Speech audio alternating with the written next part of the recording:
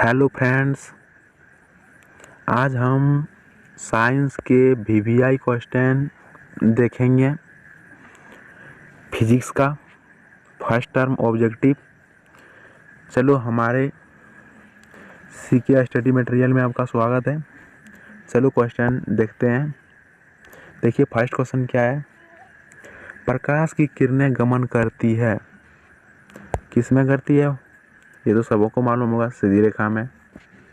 ठीक, चलो आगे क्वेश्चन देखते हैं। परावर्तन के कितने नियमन की प्रकाश के परावर्तन के कितने नियम होते हैं दोस्तों? ये तो सभी को मालूम होगा। कितने नियम होते हैं? 2 नियम पर ज़्यादा अपवर्तन भी पूछेगा यहाँ पर, तो उसका भी 2 नियम होते हैं दोस्तों, समझ लीजिएगा। तीसरा नंबर बोला है, क्या गोलीय दर्पण के ज्यामितिक केंद्र को क्या कहते हैं? देखिए यहाँ पर मिस्टेक लिखा गया है, ज्यामिति अंदर लिखा गया है, यहाँ पर केंद्र होता है। ठीक ना, ठीक दोस्तों, छपने में गलत हो गया है। इसे क्या कहते हैं तो जानते होंगे, कमेंट करो। ध्रुव होते हैं। किसी गोलीय दर्पण की फोकस दूरी और उसकी वक्रता त्रिज्या में क्या संबंध होती है? बताइए, ये तो सभी को मालूम होगा। क्या होती है? तो यही आधी होती है। ठीक ना, वाहनों के आकृतियों में किस दर्पण का उपयोग किया जाता है? ये तो सबको मालूम होगा। वाहनों के आगे के क्षेत्र को देखने के लिए अवतल दर्पण का उपयोग किया जाता है दोस्तों। चलिए, मोटर चालक के सामने कौन सा दर्पण लगा रहता है इसमें? बताइए तो। मोटर चालक के सामने जो रहता है ना, कौन सा दर्पण लगा रहता है? तो इसमें उत्तल दर्पण लगा रहता है दोस्तों। ठीक, चलो आगे के सवाल की ओर चलते हैं।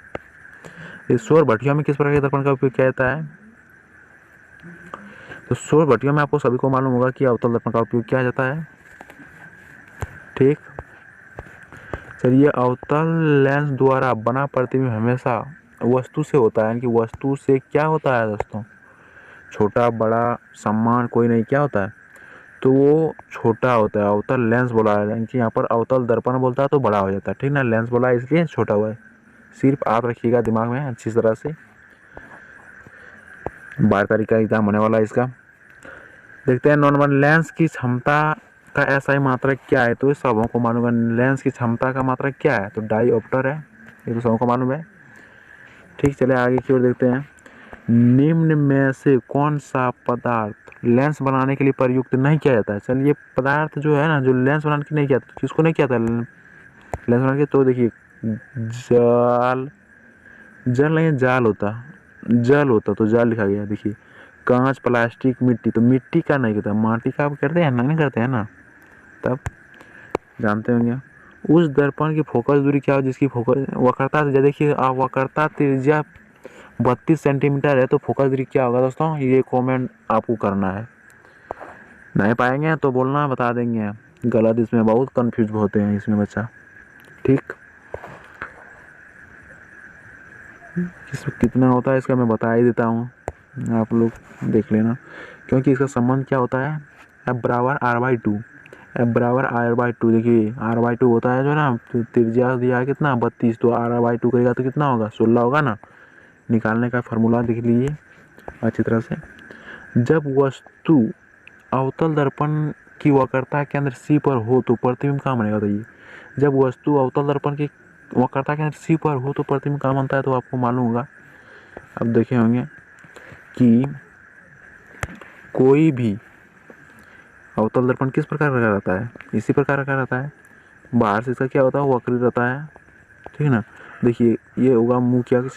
जब कोई वस्तु C पर हो तो वस्तु C पर हो खड़ा, तो यहाँ से डायरेक्ट आएगा और कहाँ से लौट के जाएगा?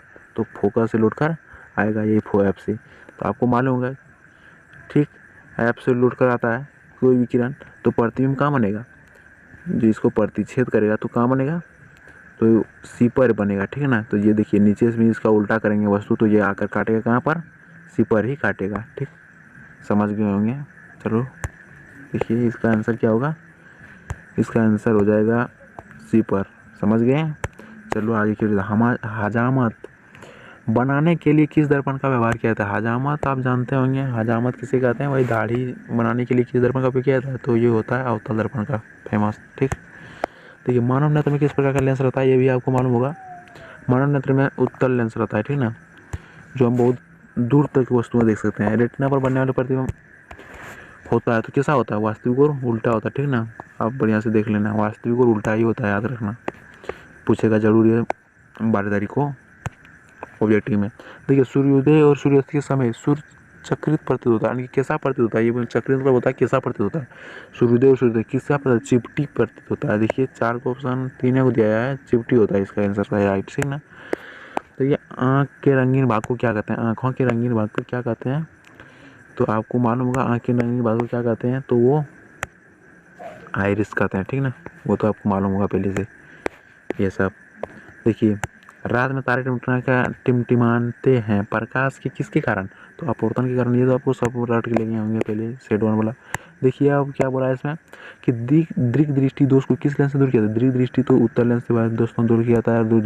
और अब ये भी बताना है कि निकट दृष्टि दोष को किससे दूर किया जाता है, ये भी आप बताना जरूर दोस्तों, ठीक। देखिए क्या है 20 नंबर क्वेश्चन, मानव नेत्र जिस भाग पर प्रतिबिंब किसी वस्तु का प्रतिबिंब बनाते हैं वह है, तो कौन है वह प्रतिबिंब जो बनाता है, वो कितना दृष्टिपटल है, ठीक। चलिए आगे क्यों चलते हैं। मानव नेत्र की समान दृष्टि के लिए दूरबिंदु ये इसमें अभी आपको स्वयं को उत्तर देना है, क्योंकि इसमें बहुत बच्चा गड़बड़ करते हैं, कोई मार देते हैं 25 सेंटीमीटर, कोई मार देते हैं अनंत। आपको समझा दूं कि यहाँ पर जो बात बोला है तो किसका बात बोला हुआ है, दूर का बात बोला है, ठीक ना। तो आपको इसलिए इसमें क्या मानना होगा, अनंत, ठीक, ये समझ के रखना। अब देखिए इसमें ऑब्जेक्टिव तो नहीं दिया है, लेकिन 1 नंबर यह है, आप देख लीजिए, इसको 1 नंबर में पूछ सकता है, कुछ ऑब्जेक्टिव घुसाकर मैं बता दूँ। निर्वात में प्रकाश की चाल कितना होता है, तो 3 × 10⁻⁴ कितना होता है, 8 मीटर पर सेकेंड होता है, ठीक ना, मीटर पर सेकेंड होता है, याद रखना, ठीक।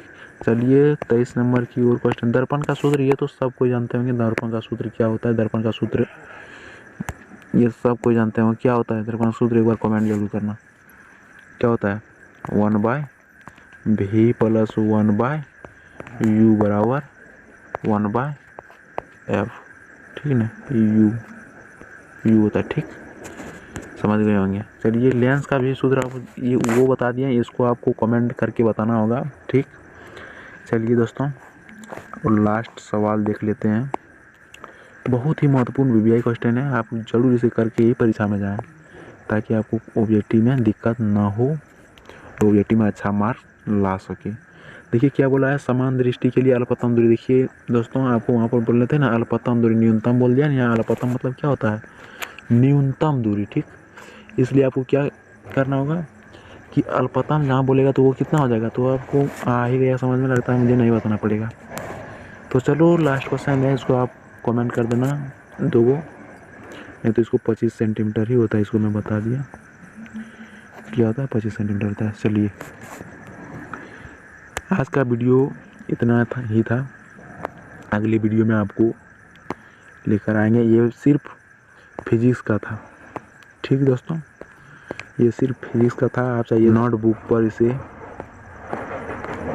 उतार लें और याद कर लें, नहीं तो आपको याद हो गए होंगे लगता है मुझे, सब question important, very important question है, इसलिए ठीक।